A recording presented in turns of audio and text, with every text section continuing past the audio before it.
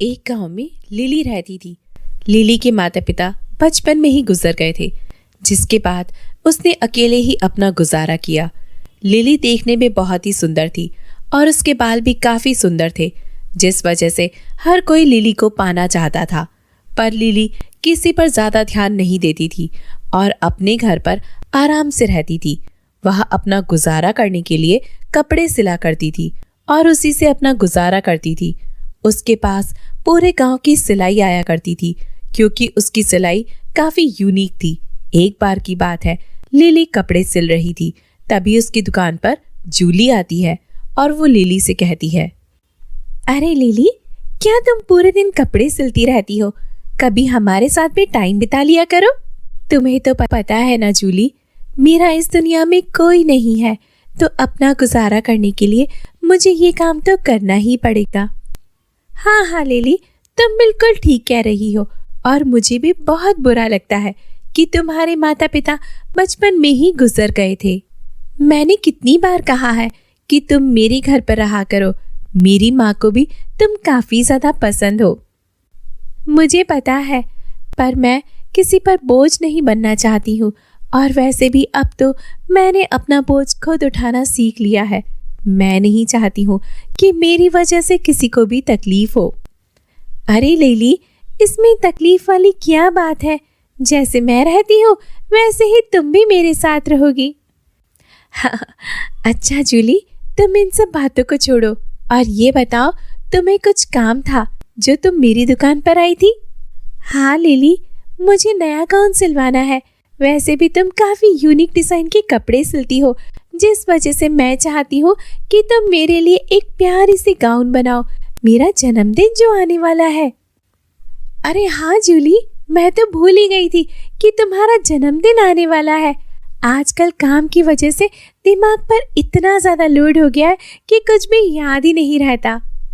कोई बात नहीं लिली, ये लो कपड़ा और मेरे लिए एक अच्छा सा गाउन बना देना। ठीक है जूली, तुम देखना मैं तुम्हारे लिए कितना प्यारा गाउन तैयार करती हूँ कि पूरा गांव देखता ही रह जाएगा। इसके बाद जूली वहां से चली जाती है। लिली जब कपड़े को देखती है तो काफी ज्यादा हैरान होती है, क्योंकि उसका कपड़ा काफी ज्यादा महंगा था, जो उसकी पहुंच से भी दूर था। उसने अपने मन में सोचा, यह लोग कितने अमीर हैं। काश बचपन में यह लोग मुझे मिले होते तो मुझे भी यह सब काम नहीं करना पड़ता। आंटी भी कितनी अच्छी है ना, पर क्या करे, मैं किसी पर बोझ नहीं बनना चाहती हूँ। इसके बाद लिली जूली के लिए गाउन तैयार करने लगती है और 2 दिन लगातार काम के बाद जूली का गाउन पूरी तरह से तैयार हो गया। उसका गाउन देखने में बहुत ही सुंदर लग रहा था। तभी उसकी दुकान पर जूली आती है और वह लिली से कहती है, लिली, मेरा गाउन तैयार हो गया क्या, या फिर और टाइम लगेगा? अरे नहीं जूली, तुम्हारा गाउन तैयार है। और यह कहकर वह जूली को गाउन पकड़ा देती है। इस पर जूली ने लिली से कहा, तुम्हें भी मेरे जन्मदिन पर आना है लिली, और इस बार मैं चाहती हूँ कि तुम भी गाउन पहन कर आओ, क्योंकि मैं चाहती हूँ हम दोनों एक जैसे लगे।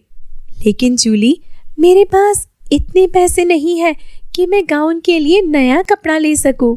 तुम चिंता मत करो, मैं कल ही तुम्हारे लिए कपड़ा खरीद कर लाती हूँ, उससे तुम अपना नया गाउन बना लेना। नहीं नहीं जूली, तुम्हें लाने की जरूरत नहीं है। मेरे पास रुपए नहीं है, पर कुछ कपड़ा पड़ा है। तो फिर बस तुम अपने लिए एक अच्छा सा नया गाउन बना लो और जन्मदिन आने पर तुम उसे पहन कर आना और उसे भूलना मत। ठीक है लिली? ठीक है जूली, तुम जैसा कहती हो हम वैसा ही करेंगे। इसके बाद जूली वहां से चली गई। जूली के जाने के बाद लिली अपने आप से कहती है, अब मैं अपने लिए गाउन कैसे बनाऊं? मेरे पास इतने भी पैसे नहीं है कि मैं इतना महंगा कपड़ा ले सकूं। मैं ऐसा करती हूँ, जो बचे हुए कपड़े हैं उन्हीं को जोड़कर देखती हूँ, शायद कुछ बन जाए। और यह कहकर वह सब कपड़ों को निकालती है और उन्हें जोड़ जोड़कर तैयार करने लगती है। और 2-3 दिन के बाद में उसका भी गाउन बनकर तैयार हो जाता है। वह गाउन देखने में बहुत ही सुंदर था। लिली के पास यह पहली ऐसी ड्रेस थी जो जूली से भी ज्यादा अच्छी थी। उसे देखकर लिली ने अपने मन में कहा, वाह, यह गाउन तो जूली के गाउन से भी बहुत ज्यादा सुंदर लग रहा है। पहली बार मेरे पास इतनी सुंदर ड्रेस आई है। मैं बहुत खुश हूँ। अब मैं इसी को जूली के जन्मदिन पर पहन कर जाऊंगी। अभी मैं इसे संभाल कर रख देती हूँ। और यह कहकर वह उसे संभाल कर रख देती है। तभी उसे किसी ने आवाज लगाई। वह अपनी दुकान के बाहर निकलती है तो वहां पर एक लड़की खड़ी हुई थी। वह लड़की देखने में काफी गरीब थी। उस लड़की को देखकर लिली ने उससे कहा, क्या हुआ, तुम्हें कुछ चाहिए? हाँ, मेरे पास कपड़े नहीं है। क्या तुम मुझे कपड़े दे सकती हो? कपड़े? कपड़े तो मेरे पास नहीं है। अब मैं क्या करूं? कोई बात नहीं, मैं कहीं और चली जाती हूँ। अरे नहीं नहीं, रुको, मैं कुछ ना कुछ करती हूँ। और यह कहकर उसने अपने मन में कहा, मैं अपने द्वार से किसी को इस तरह खाली हाथ नहीं भेज सकती हूँ।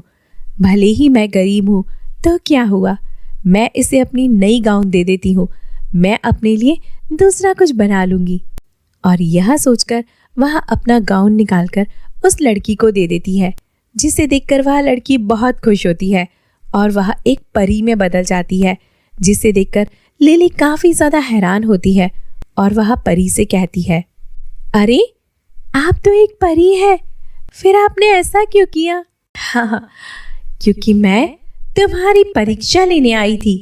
मैंने तुम्हें कई बार देखा और सोचा तुम्हारी मदद करूं, पर परियां ऐसे ही किसी की मदद नहीं करती और इसलिए मैं तुम्हारी परीक्षा लेने चली आई और तुम परीक्षा में सफल हो गई।